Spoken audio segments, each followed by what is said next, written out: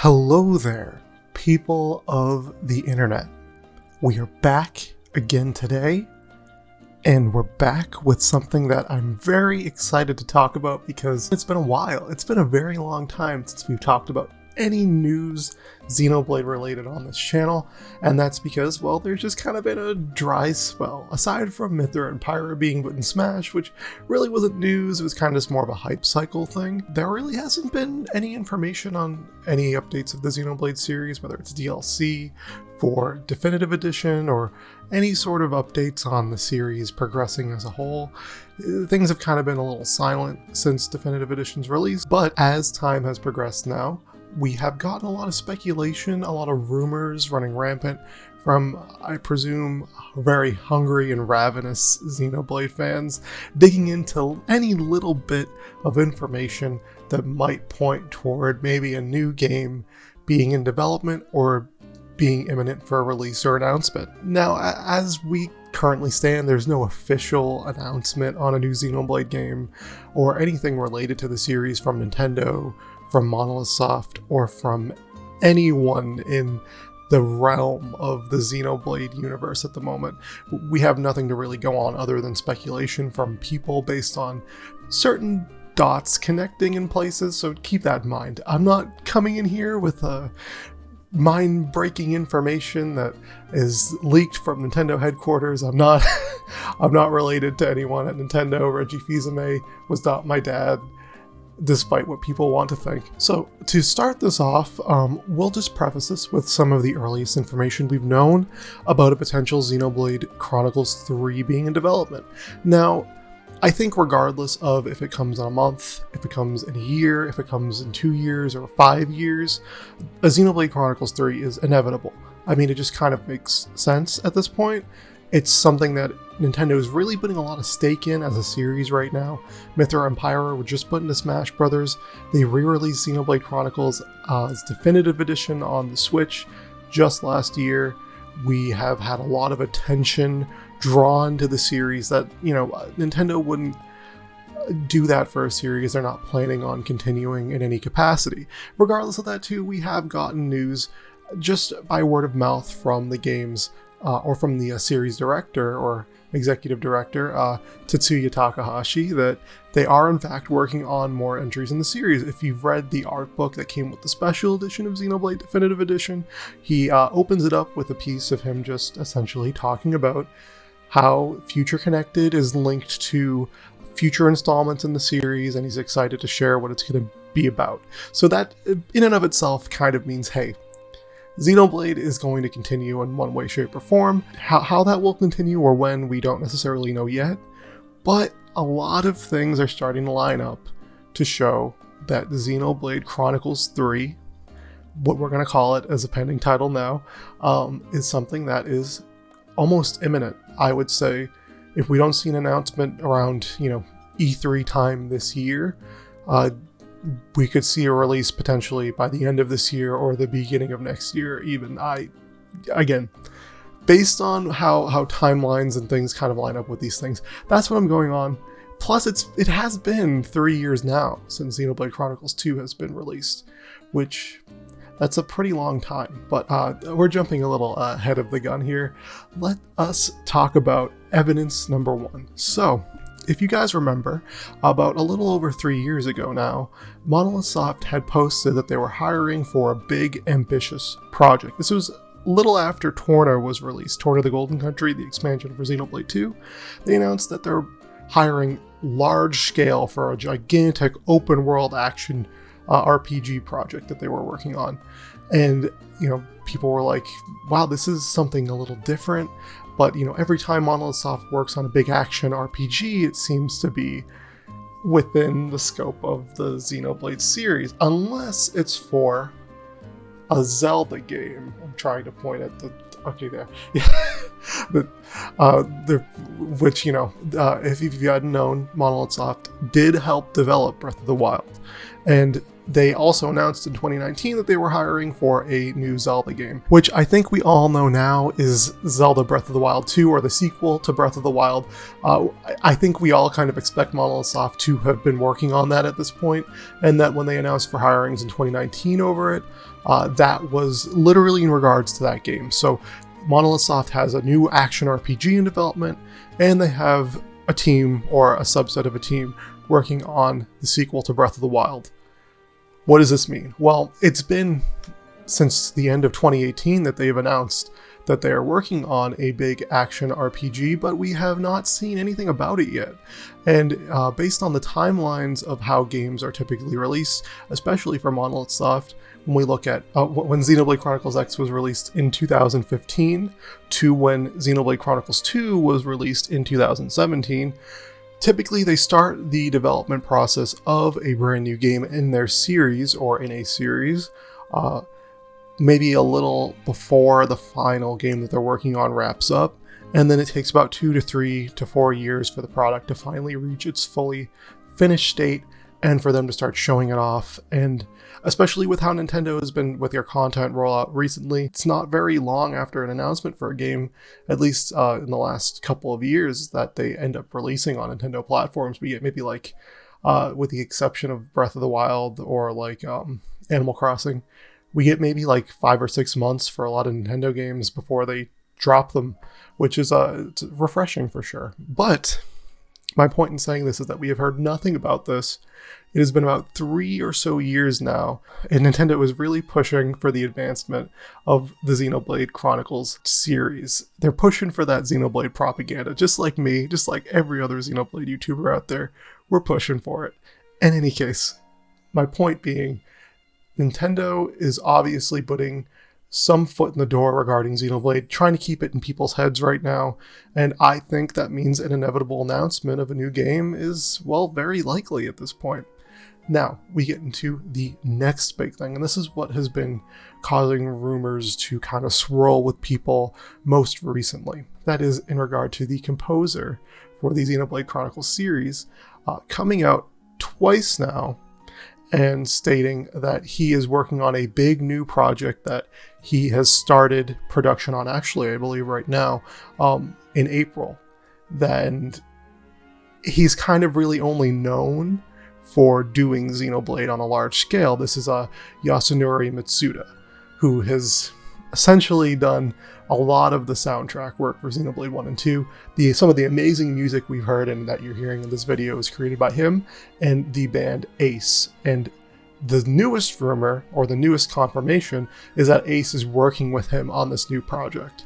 What this means is that it's very likely that Monolithsoft has already finished developing a majority of Xenoblade Chronicles 3. They've already decided on the artwork, the art style, the characters. They've probably done a lot of the development of the game, and now they're working on creating a soundtrack for it, which for a lot of games is a process that comes a little late in development. Though every game and every single developer has different ways that they do things, but typically the music comes after the product in a lot of cases, after the base product. So with that said, the fact that they're recording music for this big new project for Mitsuda, it kind of likely means that, hey, they're really brewing up something with the Xenoblade Chronicles series at the moment. Now, again, this is all big speculation, but if April is the time frame that they're starting this, and they're probably going to finish it by May, I could see them cutting trailers for it by July, August time, which is when we could see a brand new Nintendo Direct with big information on new video games. This is all well and good. This is all kind of an obvious thing for a lot of you guys. I think a lot of people expect a Xenoblade Chronicles 3 at some point, but what could it look like? What are some things we could expect, we could want from a Xenoblade Chronicles 3 in 2021 or in 2022, with how Nintendo is advancing, with how the game industry is advancing. What is it that people want to see? And while I want to see your guys' opinions, because I'm always interested in looking up new ideas and expanding my horizons and my thoughts, I thought I'd share a few things that I thought are very likely for a Xenoblade Chronicles 3 and how it could be used to really push this series in a way that Nintendo really wants it to be a big game series. And on top of that, I also want to talk about some things that I don't really want to see in a Xenoblade 3. I don't know where I'm not going to talk about gacha or anything that would get Xenoblade 2 fans mad. I'm more so talking about things that I could see being implemented in a brand new Xenoblade game that I don't think would be a good new step for the series. In any case, let's talk about a big elephant in the room right now, and that's regarding a big thing around Nintendo rumors in 2021. A lot of publications, insiders in the industry have been leaking or disclosing information about a Switch Pro.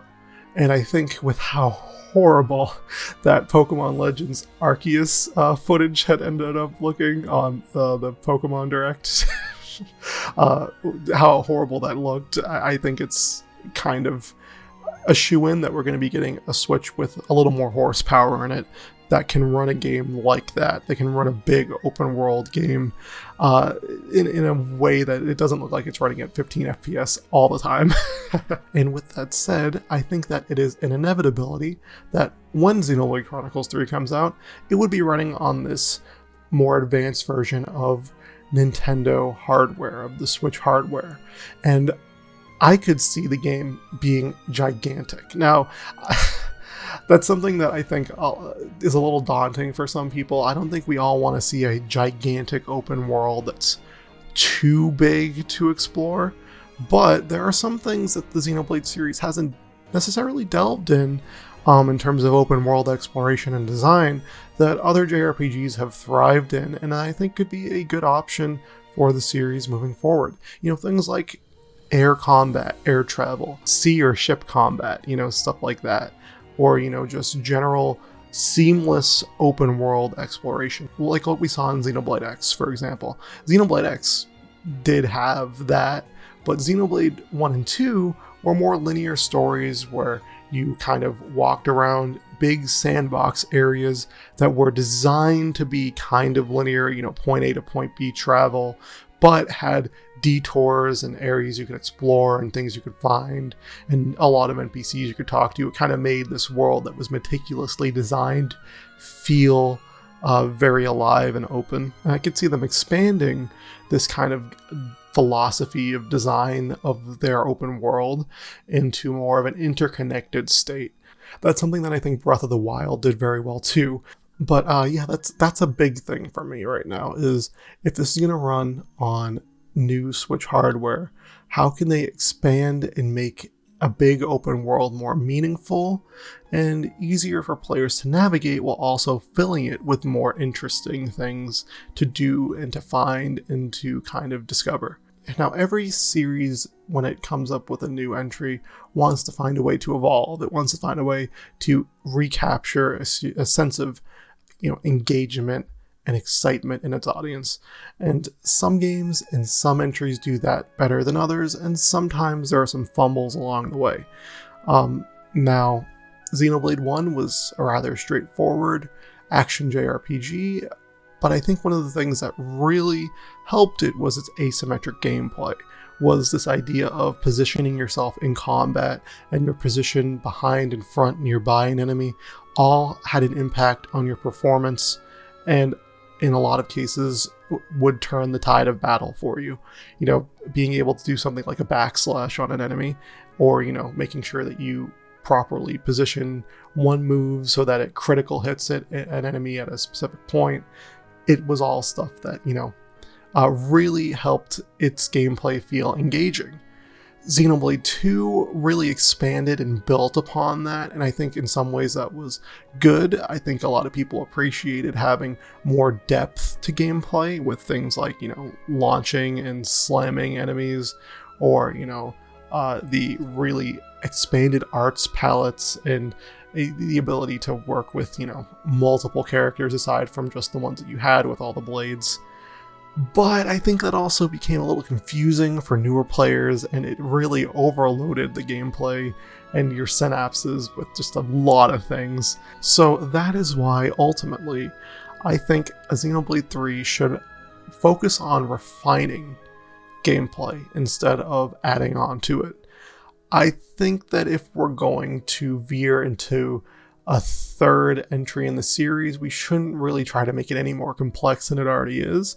We should instead try to make it a little more simple and accessible for the audience, and to maybe use a brand new style of combat system that's a little easier to understand for people who might not be veterans to the JRPG landscape. Now, I know a lot of people don't like that. They don't like appealing to noobs. They like lots of numbers and lots of stats and spreadsheets and blah, blah, blah. But I think that they're really going in the direction of this based on, just Xenoblade Definitive Edition having so many extreme quality of life changes to that game that really made it a lot more palatable for people. Things like casual mode, things like the HUD indicating when you're positioned properly for a move, things like the improved waypoint system, the things like the improved quest tracking system. Like, a lot of different aspects of that game really open it up for being a little more friendly to your casual gaming audience. And I think a Xenoblade 3 would really work well to, I don't want to say dumb down, but make it so that the gameplay is still complex and still can be mastered and thought through and very well designed, but also make it so that if you don't really want to play the game and learn all of the ins and outs of every single little feature, that you can, and you'll be perfectly fine in doing so. How this would look, I don't entirely know.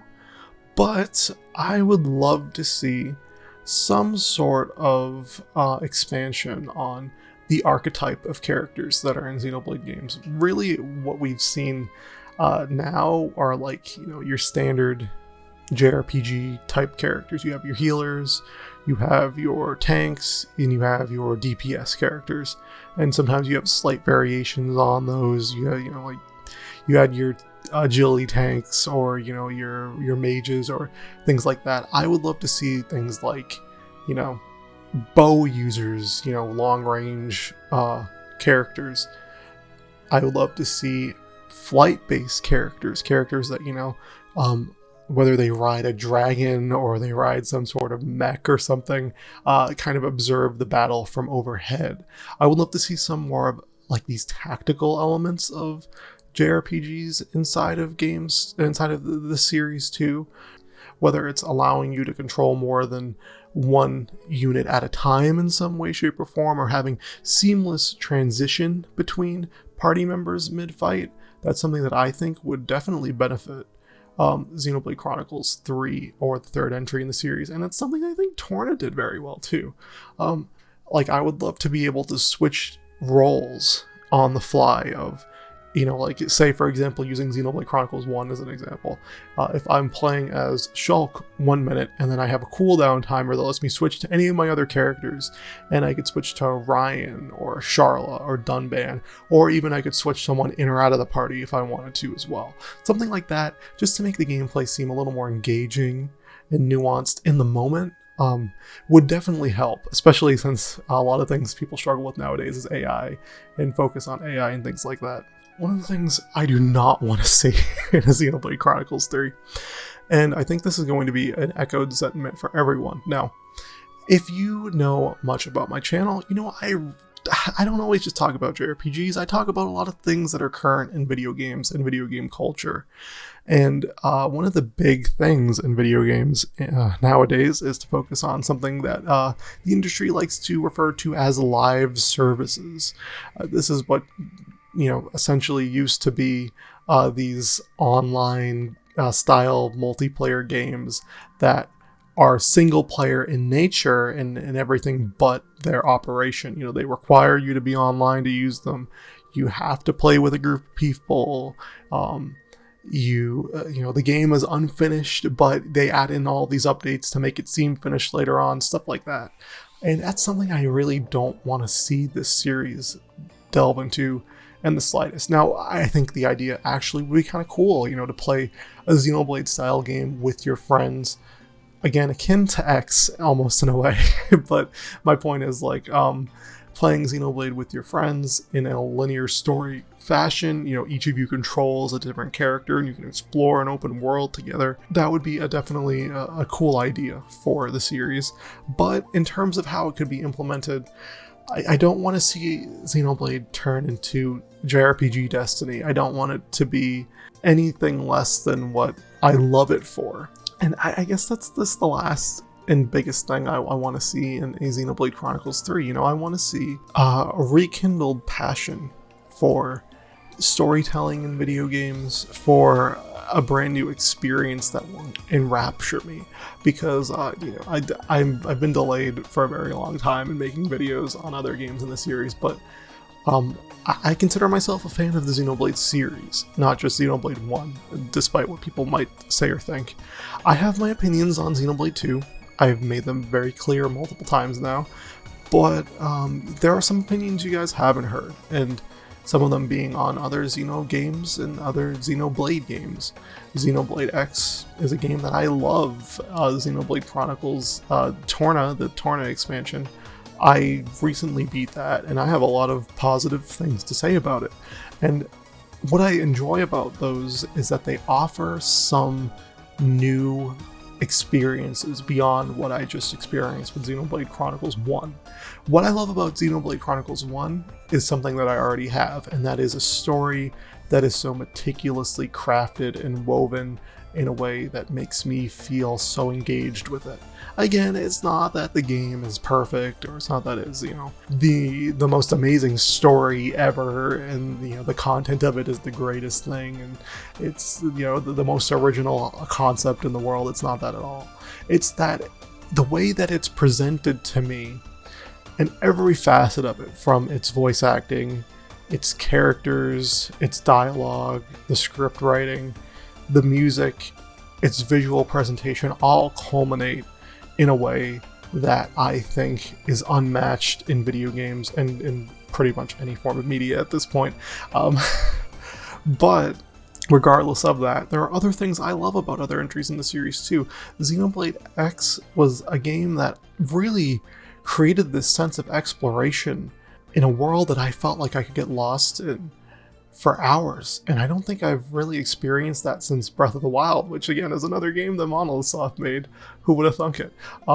But a game, where I feel like I could explore all of these environments and get lost in them and really feel like I'm a part of the world, and have the world not only feel alive, but also elicit these emotions in me just through its design, its art design, and the way you travel through it, that again has you get lost in it. I remember playing Xenoblade X and just looking up at the clock and it was 10 p.m. and then looking back at the clock again and it was 8 in the morning, something like that.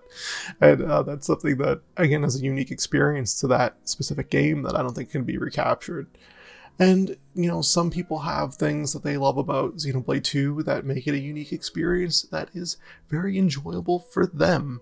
And something I'm not going to knock, but my whole point in saying this is, with Xenoblade 3, I want to see something new. I want to see some sort of an experience that is a brand new offering for the series and for its fans.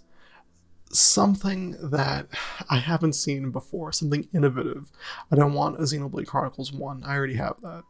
I don't want a game where the story is going to grip me. I do want a game where the story is going to grip me.